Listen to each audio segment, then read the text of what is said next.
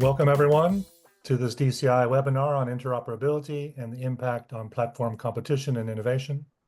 My name is Bo Hayden, and our mission at the Dynamic Competition Initiative is to develop and advance innovation-based dynamic competition theories, tools, and policy processes adjusted for the nature and pace of innovation in the 21st century.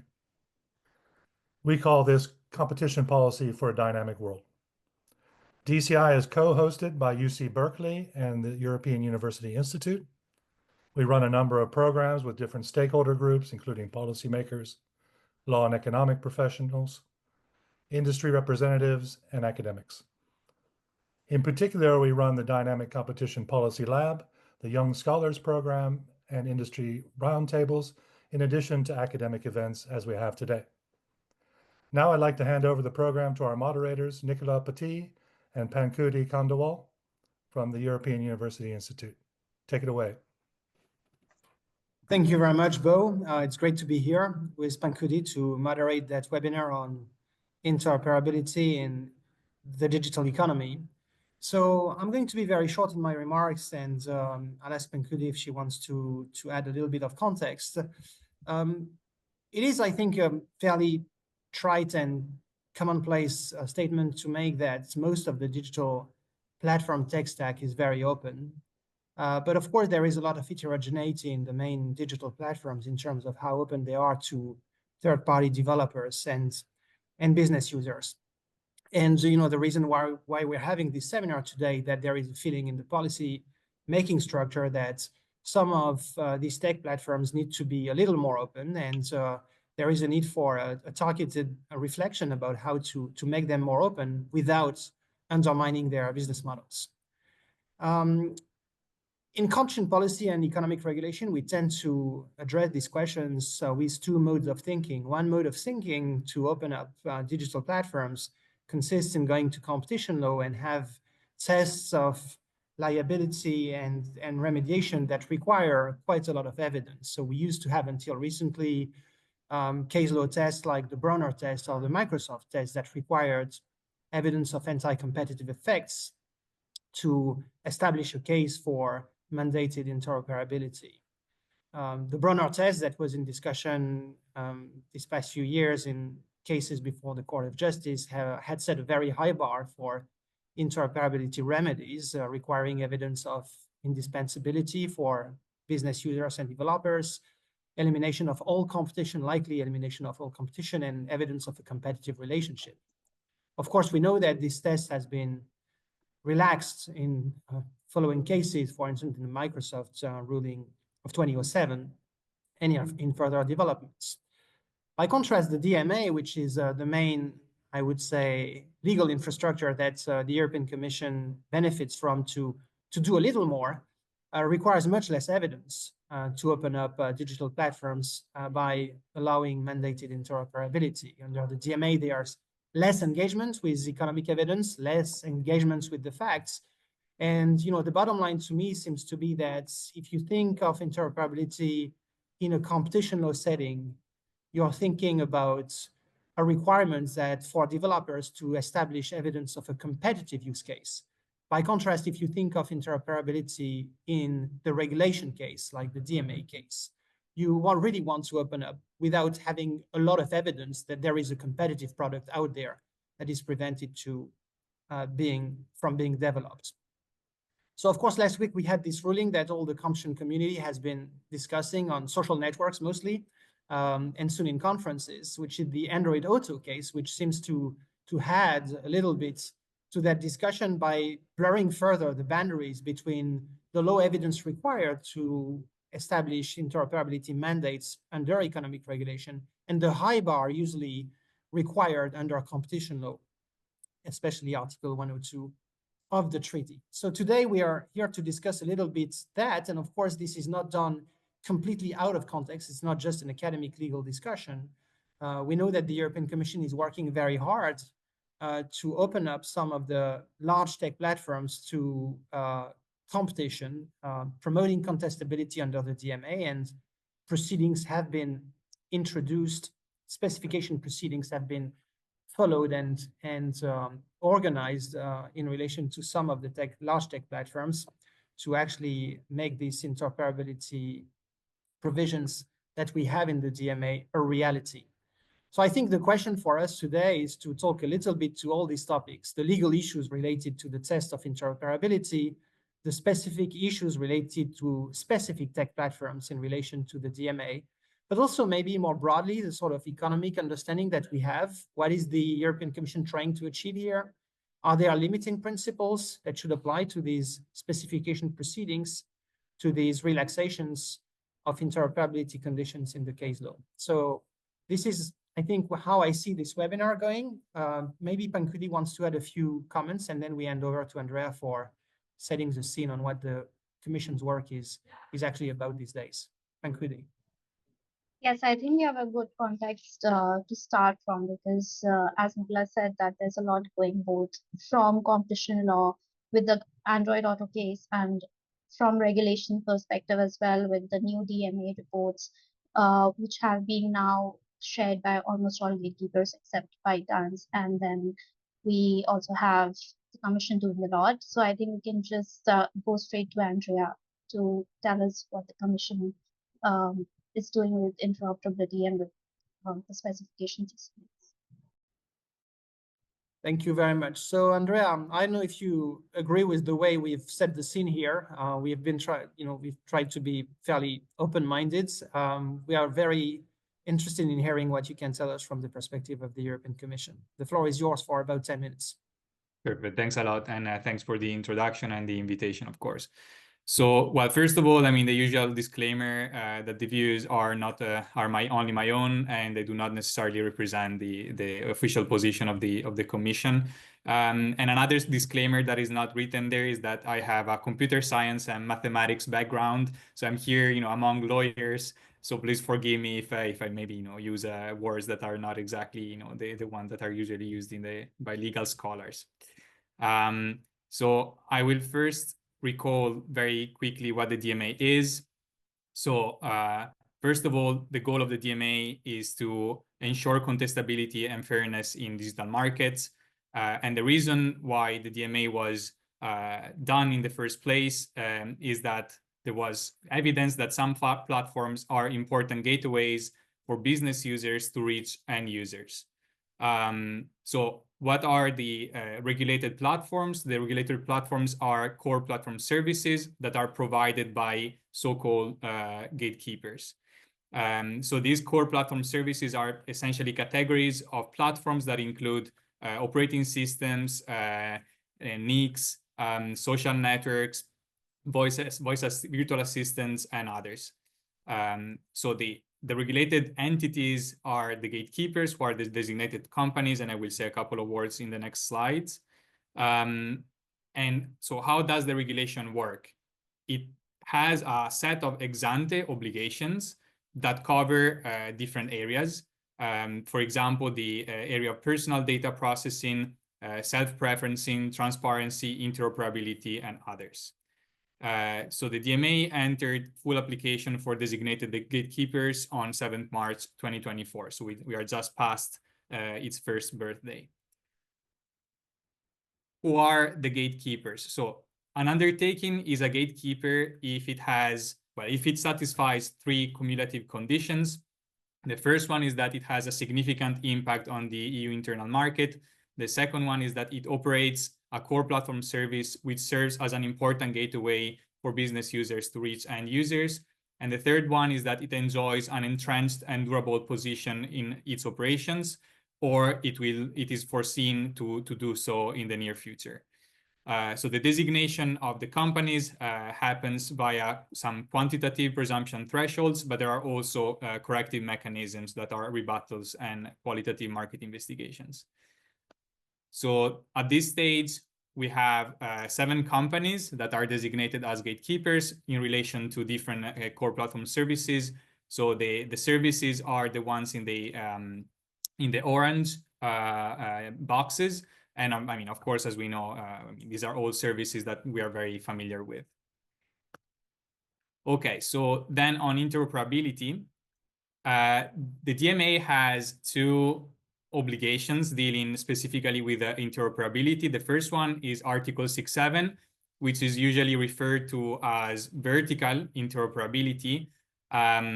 Actually, this expression is not in the DMA, but I mean, I think it's useful to give an idea. The scope of the obligation are operating systems and virtual assistants. And just a note that so far there are no designated virtual assistants. So in practice, the only operating systems are in scope. And these are Google Android, Microsoft Windows, and Apple's iOS and iPadOS. So there are 4 designated operating systems. And in short, I mean, of course, the article of the obligation is very long, but in short, Article 6.7 requires gatekeepers to provide third-party developers interoperability with the same operating system features that are available to the gatekeepers' services. And why is this useful and actually needed?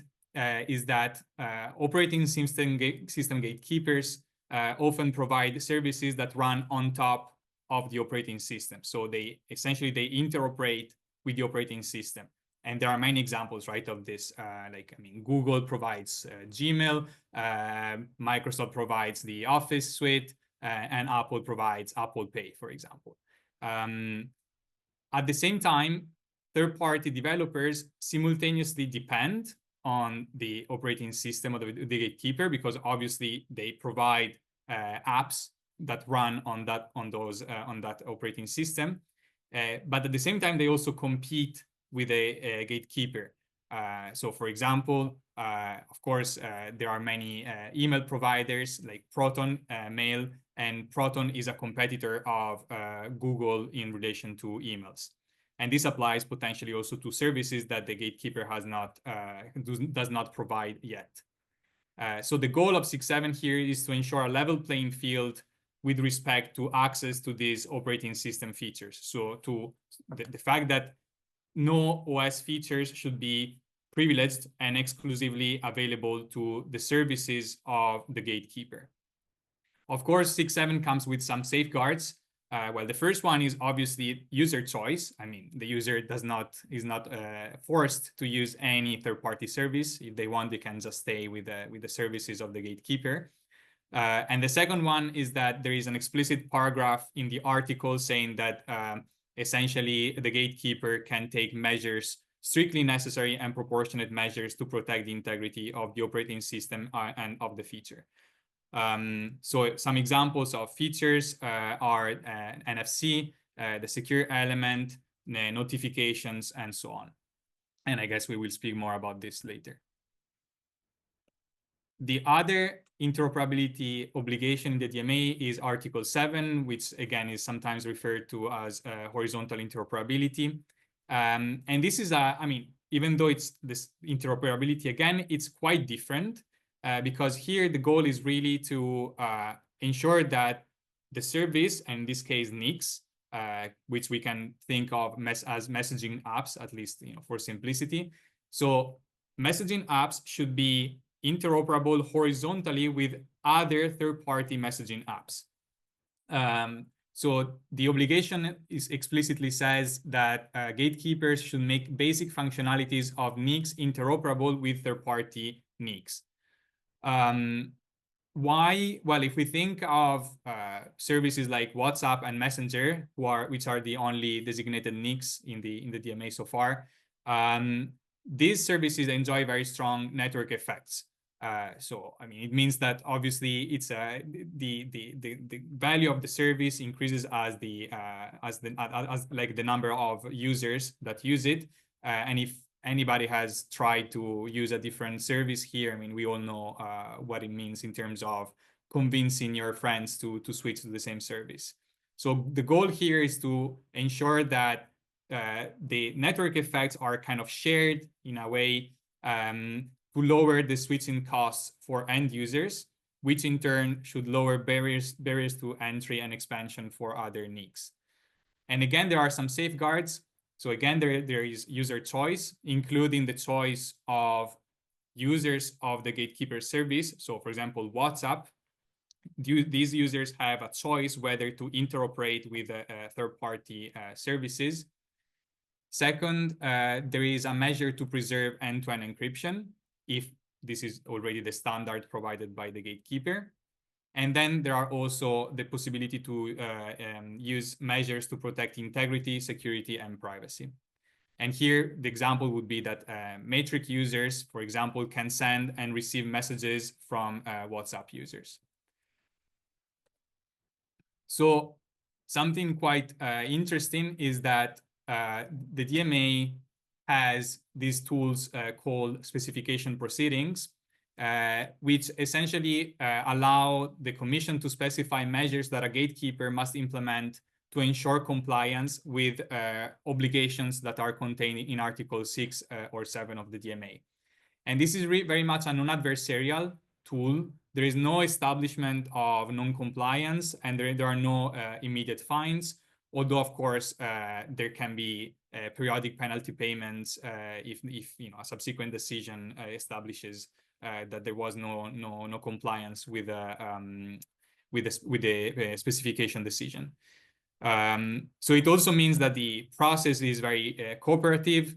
There is an assistance of the gatekeeper in effective compliance through a formalized regulatory dialogue. So we can really think of specification proceedings as a formalization of the regulatory dialogue.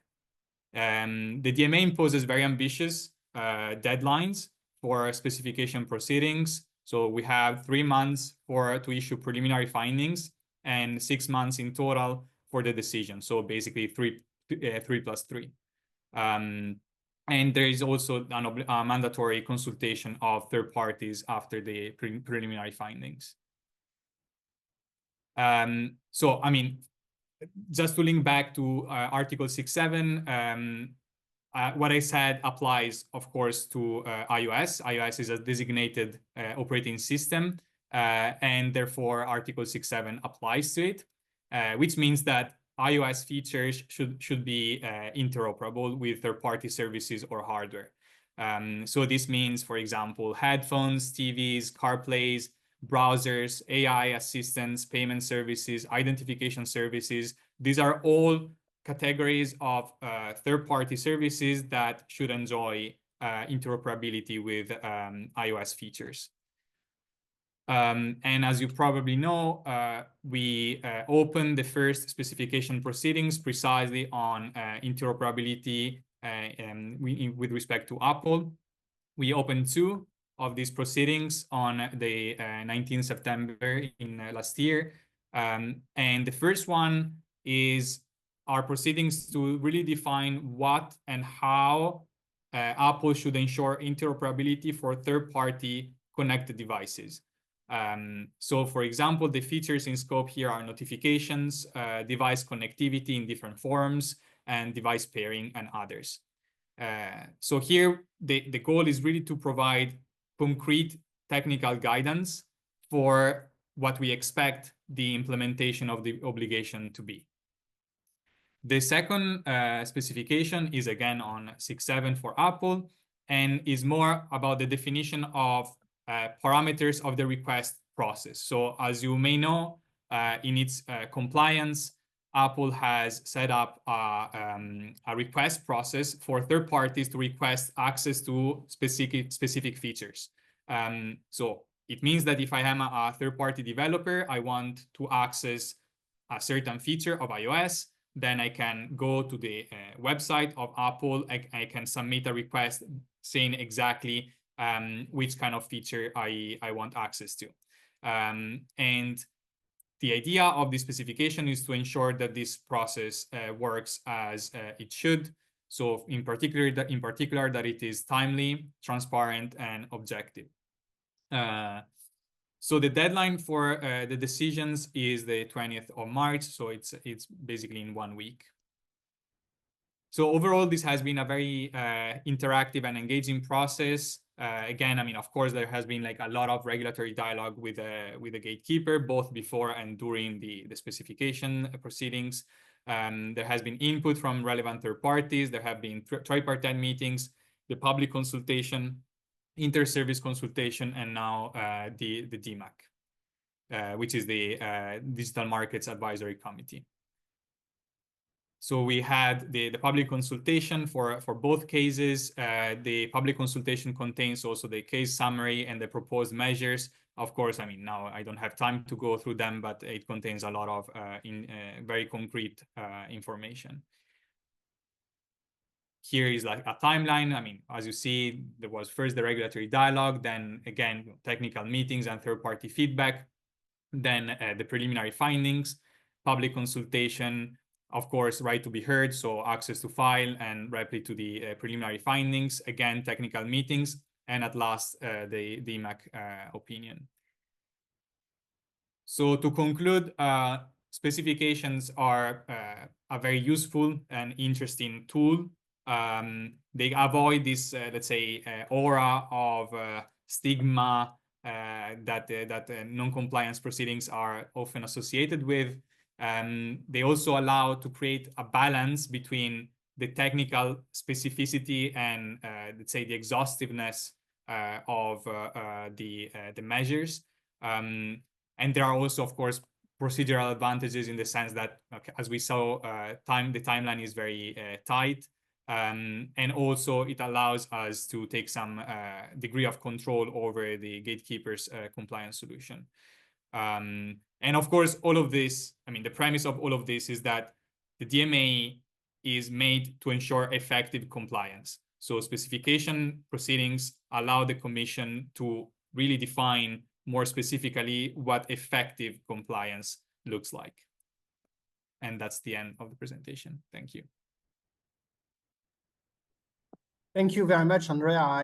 Here is that the scope of the interoperability requirements specified will be quite wide. And I already have a question. Maybe you can think about this when Lazar speaks. I mean, maybe you can listen to Lazar too, but I know you can do more than one thing at a time. Is, you know, is there any limiting principle in the Commission's mind about what kind of third-party services or apps, you know, should not fall within the scope of these very broad interoperability demands? You mentioned watches, AI apps, assistants, email. This is a lot of complementary product and services which Apple itself may not be supplying. So I wonder how you think about the appropriate scoping of these requests. Over to our colleague, Professor Radic from ILO in Madrid. Lazar, you have the floor. Well, thank you, first of all, Nicola and DCI, for inviting me. It's a great pleasure.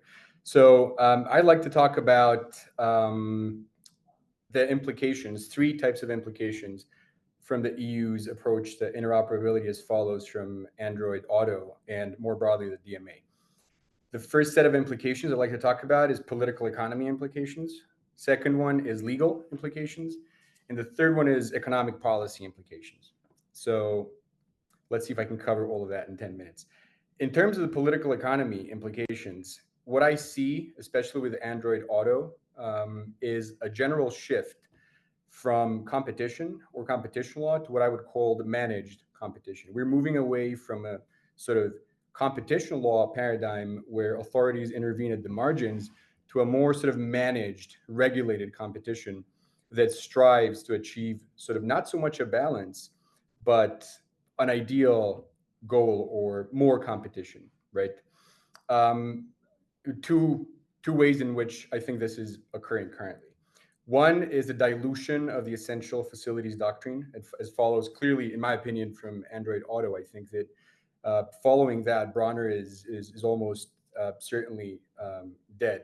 So, you know, there's a shift from essential to convenient facilities, which is a big shift. And as Nicolas suggested earlier, it has been in the making with successive sort of case law, but I think now it culminates, right?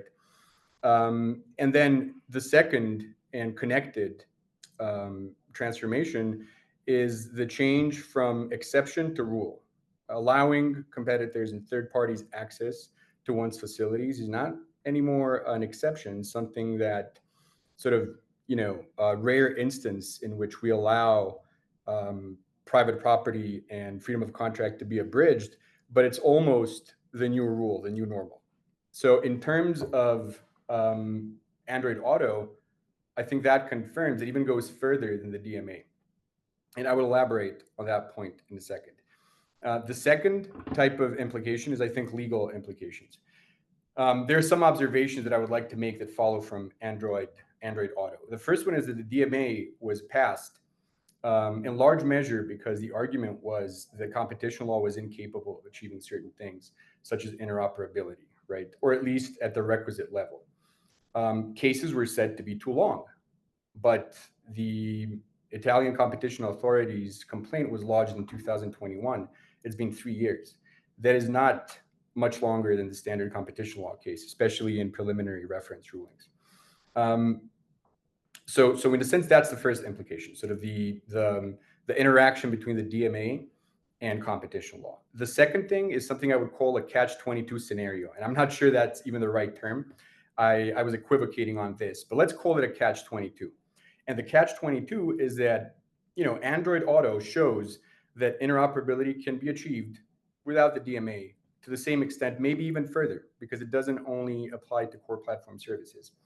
But arguably, Android Auto would have not been delivered, would not have such a broad reading of interoperability if it wasn't supported by the existence of the Digital Markets Act. So my question, I guess, observation and question is, will other principles of the DMA seep into and transform competition law too? Again, I think it's very interesting to look at the interaction between these two fields. The third type of implication are economic implications. Competition law has traditionally favored interbrand over interbrand competition, but here we have a situation in which the court seems to be saying, as far as digital markets are concerned, which that's a broad category, interoperability should be the norm, right? This means that most of these facilities are going to end up looking like each other. The second contention that I would make is that the question's on innovation. If the convenient choice is the easy choice, then the convenient choice will become the default choice. That leads to questions about whether it would entrench the current monopolists or the current dominant undertakings. Again, what is the interest of creating something to interoperate with if seeking access is the easier choice? That again brings us to the question of interbrand versus intrabrand competition. I guess a final thought is the limiting principles question of this new political economy, which is supported or buttressed against legal transformations, right? And that thought is, if interoperability is an obligation, let's say, and the new rule, why wouldn't we extend Android Auto's request to other non-core platform services, which I think that Android Auto does, but even more broadly, why not also to non-digital services, right? If interoperability is good because it's convenient, surely that is always true, right? We could always benefit from more competition. And here, I don't see what the limiting principle of the court is in Android Auto.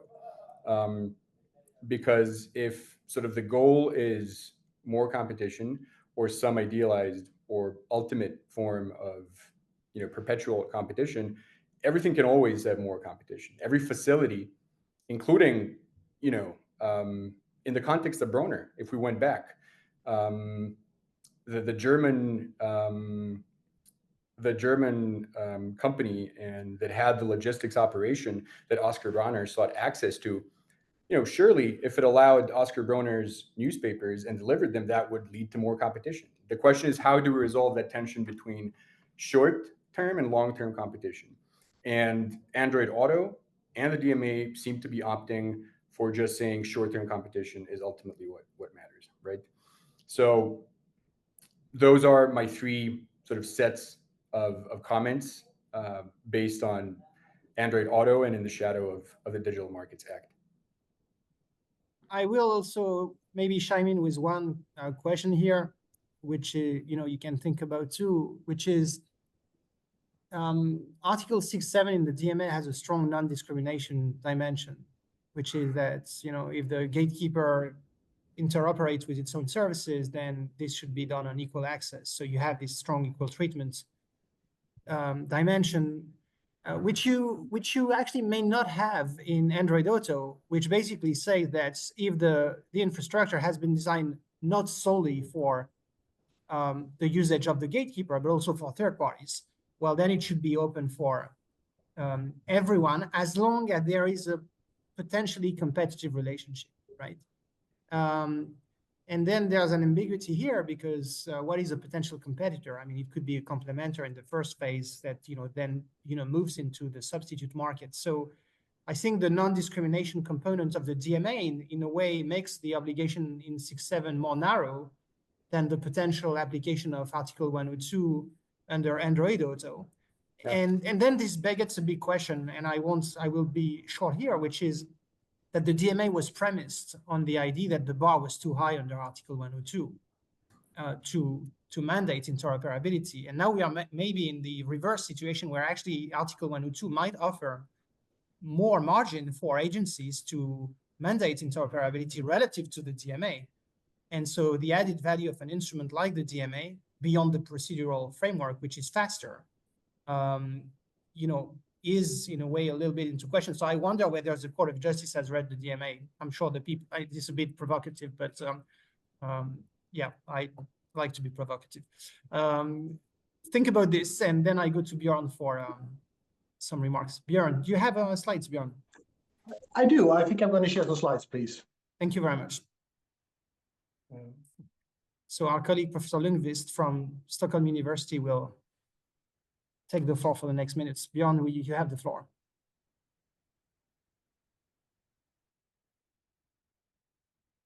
Great. Thank you very much for having me. I think it's a very interesting topic, and I agree a lot with the latest speaker, Lassar. I think there are some great concerns about Android Auto, which I will briefly touch upon in my presentation too. Firstly, I just wanted to say a little bit that, I mean, there's a lot of requirements in sector-specific regulation when it deals with the digital economy, which requires some form of interoperability or sharing of data and so on. So I think this is a huge topic for further research, actually. Also, it's kind of interesting to look at the interface between competition law and Digital Markets Act and so on, from various perspectives. So, I will also touch a little bit upon that and discuss a little bit the Data Act. We discuss interoperability when it comes to clouds and data spaces and so on, and see a little bit where the development is going. However, firstly, I just wanted to discuss a little bit the application of competition law, and I agree with Nicolas. There's less and less room for the Bronner case. It's been attacked from various perspectives and in various cases, both in TeliaSonera, Microsoft, and Google Shopping, and now we have Android Auto. And I want to stress a thing which I think is not that, perhaps is too obvious to discuss, but the interesting thing with interoperability, it does require companies to collaborate, which is kind of far-reaching. I mean, it's not like the Huawei case or the more intellectual property law, competition law cases where you grant access, so to say, to an intellectual property right, but what you're doing is that you allow someone to actually act under your right. Here you do require them to collaborate, and I'm no expert on US competition law, but that's quite few cases which deal with that. I mean, the only one that came to my mind when I did my slides today was this Aspen skiing cases where you're required to ski resorts to actually collaborate with one ski pass. And I also another perspective a little bit on the competition law case. One need to take also in consideration, I think, the competition law can, of course, be used for private litigation in a much broader sense than these more sector-specific regulations. And to take, for example, the Android Auto case, which I agree lessens the requirement under the Bronner test, or do away with the Bronner test when it comes to platforms which open up for others to actually use the platform, and that also opens up also for private litigators to actually sorry about this, I don't know if you see it, but something went on, to run these cases. Oh my God. However, I hope there's still room for Bronner in certain cases, and of course, the Bronner case and still the Android Auto case requires that there is some kind of competitive situation between the app developer and the platform provider. However, it is quite limited. So development with Android Auto could be that actually that requirement is also then being scrapped from the test, and then it's actually not that much left from the test, I would say, to grant access to firms. When it comes to the Digital Markets Act, which the first speaker very well covered, I think it's quite interesting to look at the quite limited exemption for not granting interoperability. And 6.7 deals with that in one sense. You have a similar exemption also when it comes to messaging apps in 7.9.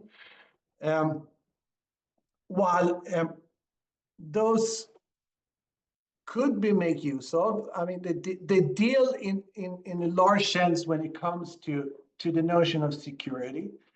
And I guess that could be an exemption that could be used with more for gatekeepers, and that notion of security also is actually mentioned in Android Auto in one sense, that if you don't need to create those templates for third-party firms, if that would be some kind of threat to the security of your system, which could, I guess, be used.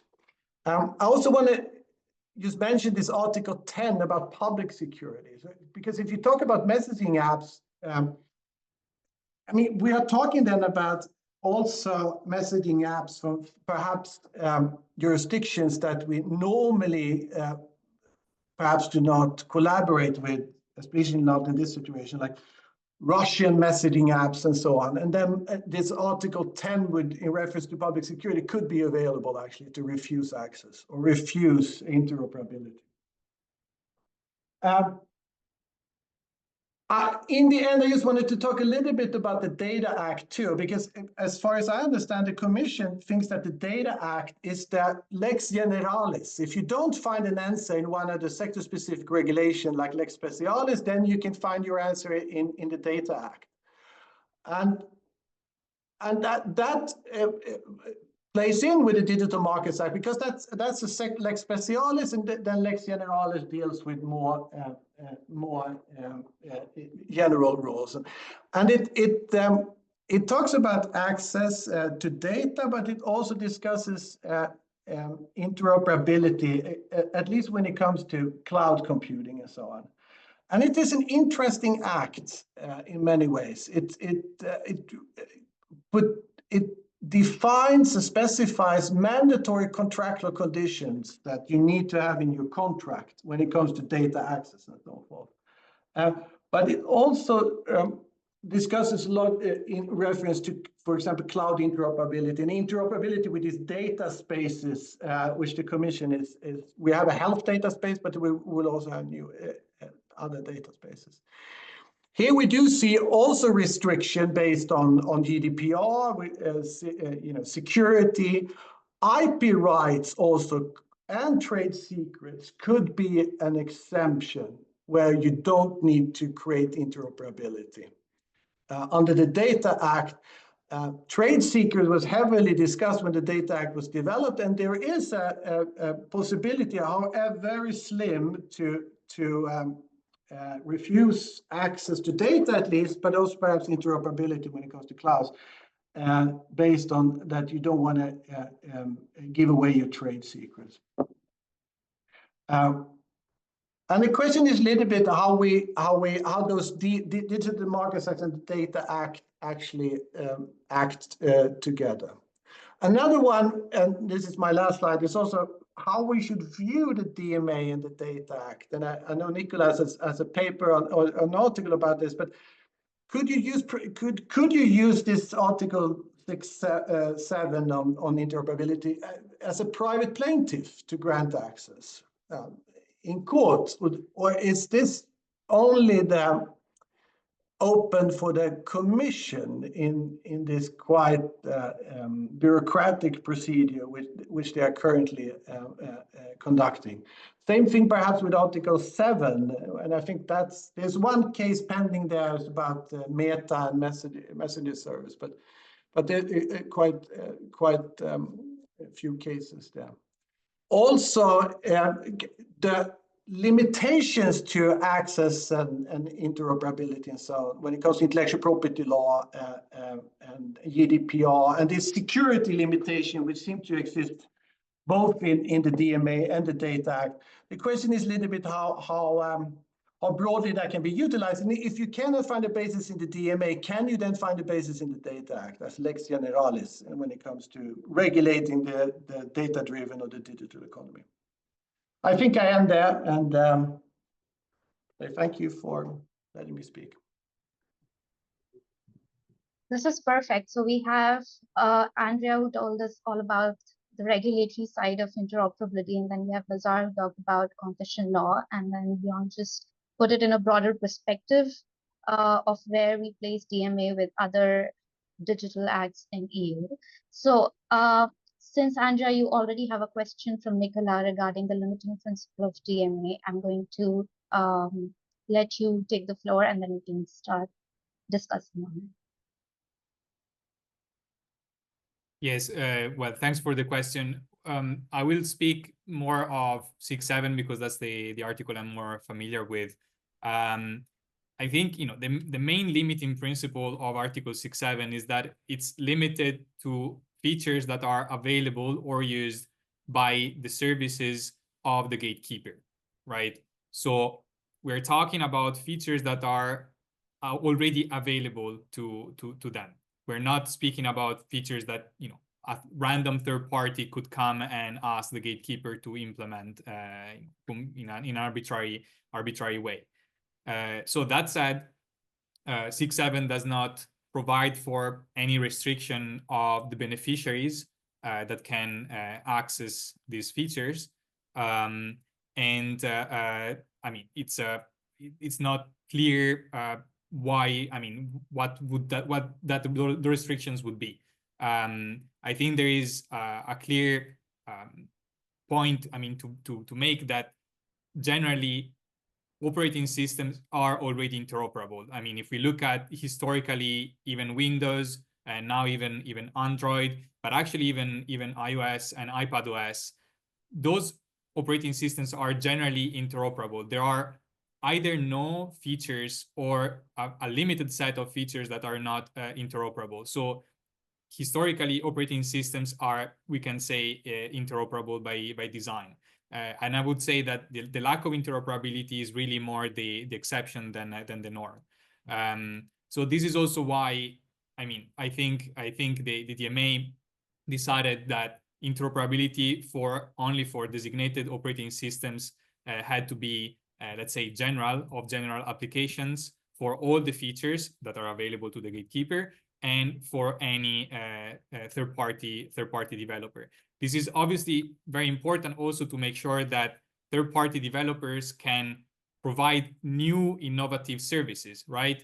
I mean, if we limit, for example, interoperability only for the services that the gatekeeper is already providing, okay, but what about the other services that the gatekeeper may not or not yet provide, and that third parties may want to provide? Those services may rely on features that already exist on the operating system, but are not used for a certain market, for a certain purpose. And the DMA establishes that those features should be made available as well. And this will, of course, unlock other use cases, potentially use cases that do not even exist today, without having to wait for the gatekeeper to start providing those products and services. Okay, so this is interesting because essentially then what happens is DMA is sort of kind of reliant on Android Auto, and it sort of creates the same effect that if you are already sharing the features with third parties, then you have to sort of interoperate those services with third parties, and you cannot put restrictions on these on this sharing. So I'm going to go to Lazar because he said that Android Auto sort of goes further than DMA, and I agree that it actually sort of creates a broader obligation. But do you think that that can also sort of create an opposite effect on innovation? Because now it says that if you already provide these features to third parties, then you're required to interoperate with all. So do you think that could actually lead some companies, or not gatekeepers, but some companies, to actually design their services in a way which is closed? Yeah, thank you for the question. Maybe I'll answer your question and Nicolas, which I think are connected together. If I haven't answered them, just let me know.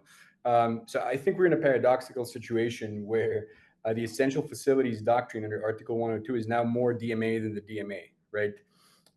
For several reasons. First, it doesn't apply only to core platform services, which is a list of 10 services that are covered by the Digital Markets Act, right? Then second, the Android Auto new, let's call it essential facilities doctrine, essentially requires access to any third party or any third party app. Not only those that are in competition, but those that are also in potential competition, and arguably even further, right? There are scant means now for a dominant company to refuse such access under Android Auto. And arguably there are more avenues to rejecting that under Article 6.7 and under the DMA. So in my opinion, sort of the fallout or the consequence of Android Auto is that we can easily see sort of the maximalist interoperability approach seeping into other markets well beyond core platform services. Like, for one, all digital markets are probably covered. That means consoles, desktop OS, and things like that, right? But if you think about it, why should it be limited only to digital markets? I know that the Italian AGCM and the European Court of Justice ultimately thought that digital markets were unique and they required sort of a more extensive interoperability standard. But I'm not sure that that is necessarily true on the facts, right? If the understanding is that interoperability can always lead to more competition, and if short-term competition is what matters, and we can go back to Advocate General Jacobs' opinion in Broner. Advocate General Jacobs said there is a balance to be struck between short-term competition, which means allowing competitors and third parties on something that is an essential facility, and long-term competition, which is preserving the incentive to create that facility in the first place, right? And that means foreclosing avenues to free riding for bad actors that seek access because they prefer to be access seekers than to create a genuinely innovative facility, right? I think that balance is pretty much destroyed with Android Auto, especially for digital markets. But that logic could easily seep into other non-digital markets. Like, for example, medical devices sometimes work only with certain software. Certain cars only work with certain spare parts. Why not make everything interoperable? It could enhance short-term competition. And if that is our goal, and if other considerations, including long-term competition. And on the other hand, certain fundamental rights, such as private property and freedom of the contract, which even monopolists and dominant undertakings are entitled to, and Trinco in the US reminds us of that, then, you know, why not extend that logic? So paradoxically, the way in which we turn companies into quasi-public utilities is not directly the DMA, but actually competition law, even though we initially thought that we needed the DMA because competition law wasn't enough, right? So it's kind of a circular situation. Yeah, if that answers your question. If not, I'm happy to elaborate.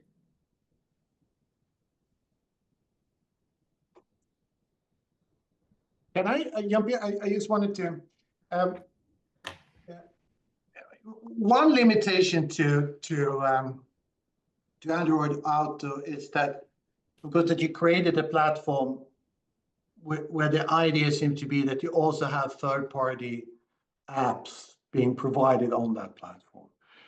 So I guess Android Auto pushes platforms to vertically integrate or close its system.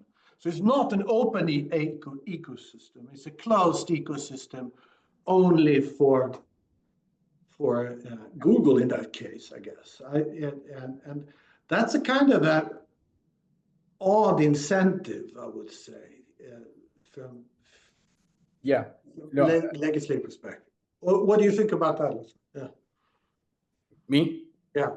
No, I totally. I'm not the one holding this. Yeah. I if I may, Nikolai. Yeah. So yeah, no, I totally agree. I mean, one way to circumvent this is just to create a closed system.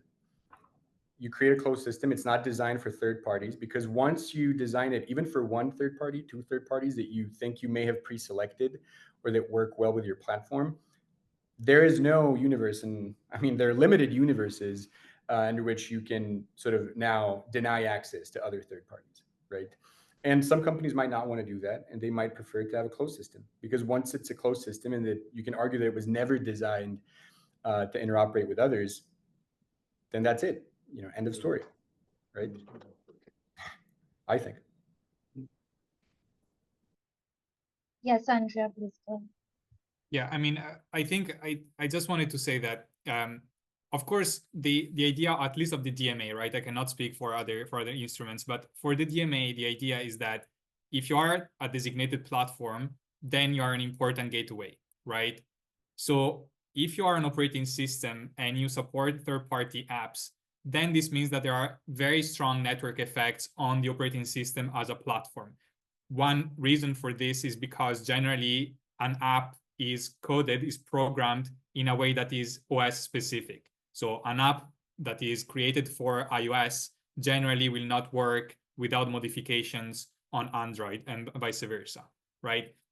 And this creates a situation whereby for a third party to develop apps for other operating system becomes an effort that scales almost linearly with the number of operating systems that have to be supported. And I think in the past, I would say 10, 15 years, we have seen how much other companies have struggled to provide an operating system that could actually attract both end users and business users, precisely because of this network effect issue. So if we look back at Microsoft, for example, right, they had like a fully fledged commercialized operating system for mobile, which was Windows Phone. And actually, many people even say that it was a great operating system. And yet, in the end, they had to abandon it because effectively they could not attract developers. And this is, like, I think, an indication of why the network effects issue plays a role. And now I think I missed the examples that Lazar was making, but I mean, let's take the example of washing machines, right? So washing machines do not have network effects that I'm aware of, right? So if I have clothes, so suppose that tomorrow a company commercializes a washing machine that works only for clothes that are provided by the same company, right? I mean, this probably would not create any network effects. I mean, consumers would be able to just say, okay, I will not buy this washing machine, and they will just be able to use any other clothes that they already have. This is not the case for operating systems. If I tomorrow try to switch, if I want to switch to an alternative operating system, then I will have to lose all my apps as an end user, right? And this is really the core of the issue, at least in the DMA. Okay, so follow up to what Andrea said. So one question that I have is basically the DMA tries to sort of provide this incentive to developers to through interoperability to actually get more access to users. And as you said, that the idea is to bring network effects from from firm level to industry level. But most of, for instance, when we talk about security, as Bjorn also mentioned, that a lot of times there are security safeguards. And so a lot of times the what the gatekeepers do is they require the users to actively make a choice. So for instance, Apple does that. Or for instance, with respect to messaging interoperability, the business users need to actually ask for access. So we don't see a lot of improvement. So here, who actually do you think would be able to benefit? And is there something that is missing from the enforcement, or is there a regulatory design that the Commission is thinking which would actually lead these developers to ask more interoperability, or who are the beneficiaries of this interoperability? Sorry, Pangudi, who is the question for? I mean, anybody can answer, but maybe you can start. Yes, I mean, I can start. So I think I didn't catch if the question is really on security or rather on the willingness of third parties to request interoperability. Well, maybe, yeah. What was the question about? Yes, it is more about from the enforcement side of how do you ensure that interoperability is actually enforced, given these trade-offs that we have in terms of security and privacy, the way that the gatekeepers are enforcing these provisions, and how do we ensure that these are actually benefiting the end user? Yeah. So, well, first of all, I mean, we are of course able to prioritize, right? I mean, we have the freedom to prioritize enforcement, and of course we will look at the areas where we see the biggest potential impact for the market and for end users. And this is precisely what we have done, for example, for the specifications on connected devices.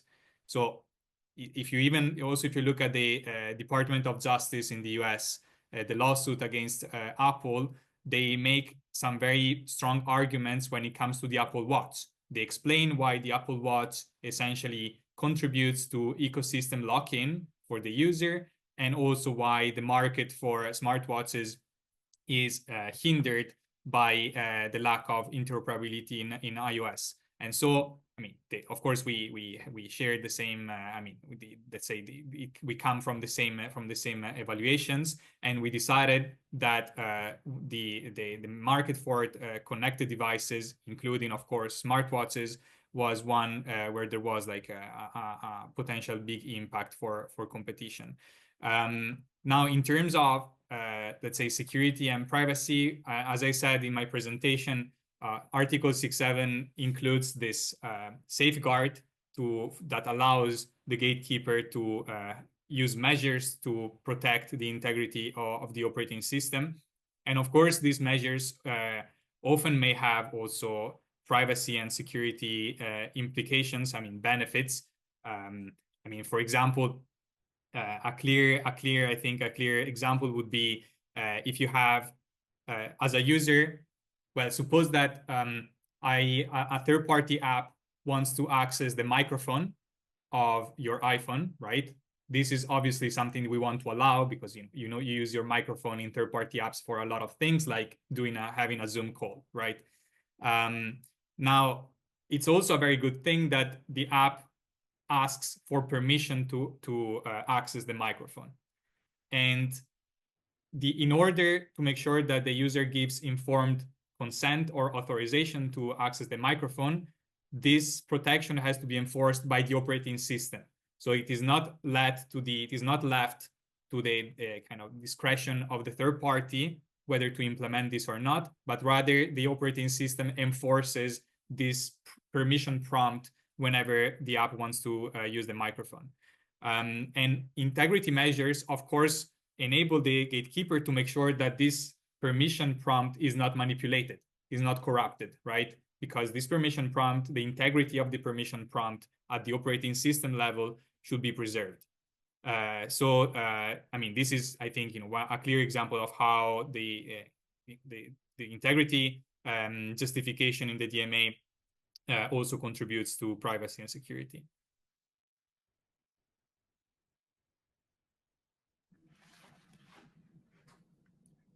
Yeah, Bjorn. Yeah, I can. I think in enforcement it's quite interesting, and I tried to flag that a bit about the DMA, whether this is the exclusive arena for the Commission, which it seems to be, or if other players could use DMA, for example, for private action and so on. Yeah, and there was a question in the Q&A talking about what will happen if Google wouldn't provide access on fair terms or interoperability on fair terms. And I've been thinking about that a little bit. I mean, one way is of course that you get the Commission going, so to say. Another one is I guess if they don't provide interoperability on fair terms, that could be self-preference according to 6.5, perhaps. It depends on the requirements for self-preferencing, if they prefer their own service than compared to the app you're providing. Interesting enough, I mean, when I'm reading the Android Auto case and thinking about this long process we had about Google Shopping, and Google Shopping's defense was more or less Broman, and it seems easier to use the.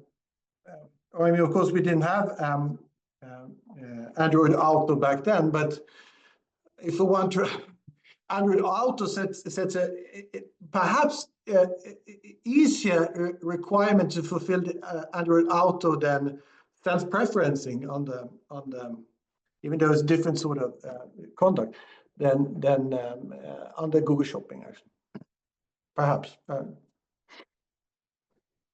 I want to ask two questions. The first one is for Andrea. The second one is for Lazar and Bjorn. So Andrea, so you said something that was very clear, and I really appreciate the clarity. You said, there's no restriction to the list of beneficiaries of equal access to features. But then you said that there was also some prioritization going on, right? So, and when I hear that, I feel, okay, there must be maybe a filter, because if the DMA is about contestability, there are probably some markets in which some potential beneficiaries are themselves in a dynamic of extreme contestability. So you again, to take the example you gave, you talked about smartwatches. The smartwatch market is extremely competitive, and so far, I think I don't know this market very well, but it feels that if you buy a smartwatch that's not an Apple smartwatch, it works very well with an Apple device, an iPhone. So I was wondering whether you could clarify, what kind of prioritization filter you apply to determine the space of beneficiaries of the equal treatment remedy of Article 6.7, and if this is based on a rough diagnosis of how much contestability you have in the beneficiary markets. So that's my question for Andrea, and I'll ask directly my question to Lazar and Bjorn. So the question is, in Android Auto, there is this binary that comes in, and the binary is if the infrastructure is designed for the digital platform's own usage only, or if it's designed for the benefit of third-party users, right? And there's no in-between, right? So if you're in the second category, you have to open to all. And in so doing, with this sort of binary, makes it impossible to allow this sort of intermediary category of semi-closed, semi-open ecosystems. We've been talking a lot about ecosystems in competition law. This ruling say that there's no such thing as ecosystem leadership. The only choice you have to make is whether you're closed or open. You cannot curate your ecosystem and do this kind of moderate leadership that you see in specialized platforms. So that's my question. What's your take on that? Andrea, you go first. Yes, thanks. I think generally, I'm really speaking for myself now. There are two aspects that I think are important when deciding how to prioritize. And of course, here we're talking about enforcement prioritization. We're not talking about compliance prioritization, because in theory, compliance should be, overall, right? It's only the enforcement that goes and pick the different areas. The two aspects that have to be taken into account are, first, the effect on the market where you enable interoperability. So in this case, the connected devices market, the smartwatch market, but then also the indirect effect on ecosystem lock-in that interoperability achieves. So now, for the first I will speak about the second one, and then I will go back to the first one. For example, if you read the DOJ lawsuit, they really make the argument that because of the restriction of interoperability between iOS and third-party smartwatches, then users are less inclined, iOS users are less inclined to buy third-party smartwatches, which means that they will buy the Apple Watch. Now, this means that when the user will have the Apple Watch plus other Apple connected devices, this creates higher costs for the user to actually switch to an alternative operating system, right? Which could be Android, for example, because this is the other real popular operating system for mobile. So it means that this lack of interoperability has an impact not only on the market for smartwatches, but also on the market for mobile operating systems and for smartphones, right? There is basically a lock-in that comes from all the devices and all the services that you have when you buy and use the iPhone. So this is basically the second effect. On the first one, which is on the on the market itself, where you enable interoperability, so smartwatches, I think here the main approach is really, we look at the features that in particular we know about, that where there is no interoperability. We try to evaluate how significant the impact is on third-party products and services, and then we decide whether that's something that warrants our enforcement action. And for example, this is exactly the approach that we took for the specification proceedings on connected devices.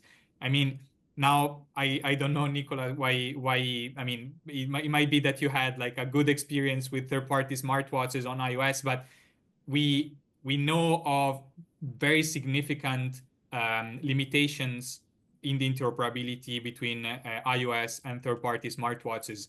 I'm reading the case summary of the specification proceedings, which is public, right? And we say that only on the Apple Watch, a user can receive iOS notifications that contain images, custom app icons, or other attachments, and also, they are able to reply to a certain message. And of course, this is one of the main features, one of the main functionalities of smartwatches, right? The ability to actually receive a message and then see the message and respond to the message only directly on the watch, without having to reach out for the phone in your pocket and unlock it and so on. There are other issues, like here we have a feature on background execution. So the idea is that if you have an alarm clock, or maybe like a weather updates app on your smartwatch, you want to be able to make sure that this weather app is updated in the background, right? That the weather updates that you receive are timely and they are not referred to, 10 hours before. And also on this, of course, we found some limitations of interoperability. So these are very concrete use cases that we hear are affecting today the user experience for third-party smartwatches. And just a question on that. So do you think, so the question is not so much whether you have this or you don't have this on other smartwatches, but the question is more whether not having this is an obstacle to contestability. But the state of affairs on the smartwatch market seems to go against that theory, because there's been a lot of entry, there's been a lot of innovation in this market, there's been a lot of rivalry. So that's more my question. My question is not, some users that have Apple smartwatches have access to features that are great, and they have maybe less great features at the margin on other devices. But is this creating an obstacle to contestability? I mean, that is to me where I'm not sure I see a strong case from the market evidence that we have. That's what I'm saying. Yeah. But maybe you have better evidence than I have. Well, I mean, so I think the whole point here is we're talking about iOS, right? The specification decision is on iOS. Now, I mean, I cannot speak for, I cannot provide data in this code, but I mean, definitely we see that if you use an Apple Watch or a third-party smartwatch, then there is a difference. And again, to be clear, this difference, this gap comes from a different access to OS features, right? It does not come from the fact that the third-party smartwatch does not implement those features. We're really talking about features that can be implemented only if the OS provider gives access to those features. Otherwise, it's impossible to implement them. Yeah. Can I go? Yes. Yeah. I mean, the smartwatch market is very competitive. There has to be a scenario in which, or at least a possibility, that Apple smartwatches are better, right? And if that is the case, I don't see what necessarily is a justification for extending some of those features to others. At the end of the day, many of the users of smartphone watches on the iPhone and the iOS system are not Apple Watches. It's true that there are differences. Now, the question is one of trade-offs. How marginal or how important are those differences? It's true that you get certain notifications. But you get notifications of linkage with JBL headphones. You don't get the image that you get with AirPods coming out in and out of their case, but you do get a notification that your JBLs or your Sony headphones have been connected. So is that enough to sort of, keep users locked in? Is there a difference between user preference due to sort of a curated ecosystem, or is that something that is a foregone conclusion? As Nicolas said earlier, there seem to be only two options. Either you're a completely closed ecosystem, or once you open it, even slightly, you have to open it for everyone. There is no sort of possibility for curation. But I think that from Apple's experience, we know that users do like that curation, do like the elegance and the simplification that Apple provides. That's sort of the main competitive difference between Android and Apple. Android is comparatively more open. If we make Apple more like Android, I think we undermine that inter-brand competition, right? Even if we're seeking increased interoperability. Now, that is a trade-off that regulators want to make, but at least I think it should be recognized that it's a cognizable trade-off, right?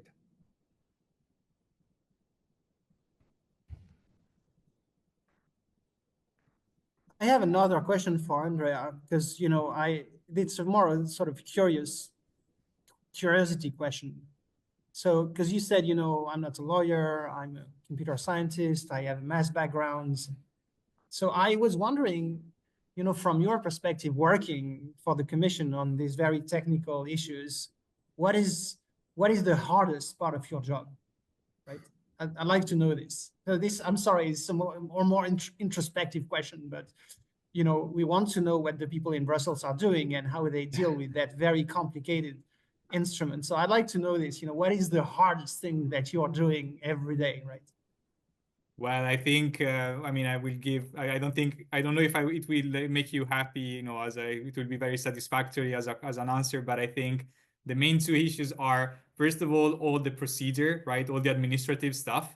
We are a public institution. We have to follow a lot of rules, including some that obviously, kind of create a lot of work. I can think of minutes of every meeting that happens with any third party or the gatekeepers. And the second issue, the second hardest part is that I go to the office and I don't even know where to start, basically, because there are so many things that in theory we should be doing and we actually do, that I really don't know where to start. But this also means that we never get bored, and I think that's great, and that's also why I like this job very much. I thought Andrea was going to say dealing with lawyers, but since we only have some time left, I'm going to take a question from the audience. So we have a question from Megan. How does the panel envision oversight of Apple's compliance with 6.7 regarding its request form for interoperating with iOS? Essentially, the Commission has opted for increasing transparency of the request-based approach, that is having information on what developers can request, introducing tracker system, etc. But does this then require increased oversight to check that Apple is indeed granting access in a fair and timely fashion? Should Apple be required to report on the request-based approach? I guess that's for me. So, I mean, the whole point of the specification proceedings on the request-based process is that Apple has decided to comply with 6.7 using this request-based process for existing features. Now, there is no doubt, as we say in the case summary, that Article 6.7 requires interoperability by design, but it can be challenging for a gatekeeper to implement interoperability for all existing features, let's say, as soon as the obligations apply to them. And therefore, I mean, the Commission is taking note that Apple is complying using this request-based process. Of course, here what is important then is that the request-based process works as it should. So the Commission, of course, monitors how Apple deals with the requests that are received and that are first submitted and then they are received and then processed. But despite that, there is also, a more general, let's say, question of, okay, how does this process work? Really, structurally, what are the expectations that third-party developers can have? So, for example, okay, if I submit a certain request, when am I supposed to get an answer? If I don't agree with the answer, is there any way for me to kind of complain? Is there a complaint mechanism, a conciliation mechanism? These sort of questions. And so, now again, you can. I cannot speak for too long about all the measures, but if you look at the case summary and proposed measures in the public consultation, you will see the measures that we have been thinking about. And of course, our expectation is that those measures will make the process more robust and really effective. Because I think, maybe a word that we have not said enough tonight is really effective. Article 6.7 requires effective interoperability. So it means that the interoperability needs to work in practice. And of course, like an effective request process is part of that effectiveness assessment and duties.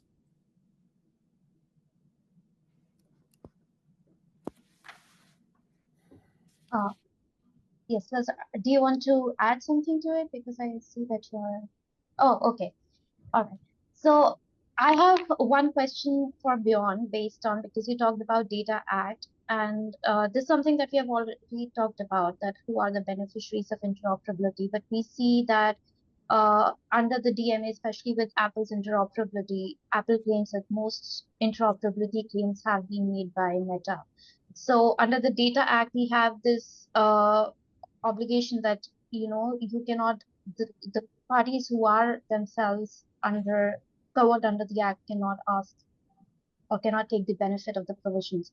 So I wanted to know if you think that this should also be applied to interoperability obligations under the DMA, that the gatekeepers should not be allowed to take advantage of these provisions.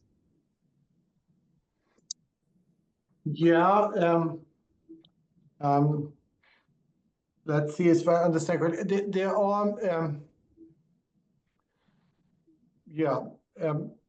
there are, so there are clearly different. I mean, because I think it's a development, because the DMA was drafted before the Data Act, so there was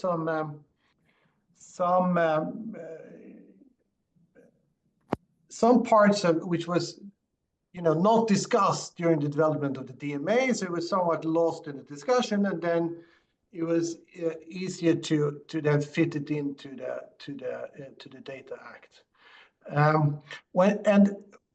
For example, when it comes to exemptions, I like 6.7, the exemptions on the 6.7 and the exemptions on the Article 7 in the DMA are quite similar. But you see also perhaps broader exemptions in the Data Act when it comes to security. Also what you see, I don't know if they would be applicable here, but they are quite, there are quite non-compete clauses in your contracts. And think about interoperability implies that you have some kind of contractual relationship, or there's some kind of a collaboration here going on. And the question is whether can you make use of those or not. I'm not so sure about that, non-compete perhaps, because it's a transfer of data or not. So. But there's also a limited exemption for trade secrets, for example. And there's a little bit of question, and I'm not an intellectual property lawyer as such, but for example, in the old Microsoft case, there was a discussion whether that would violate copyright on the APIs or the interfaces between, for the servers. You can have similar issues, I guess, on interoperability when it comes to platforms, perhaps. I don't. Maybe the other speakers know more about this than I do, actually.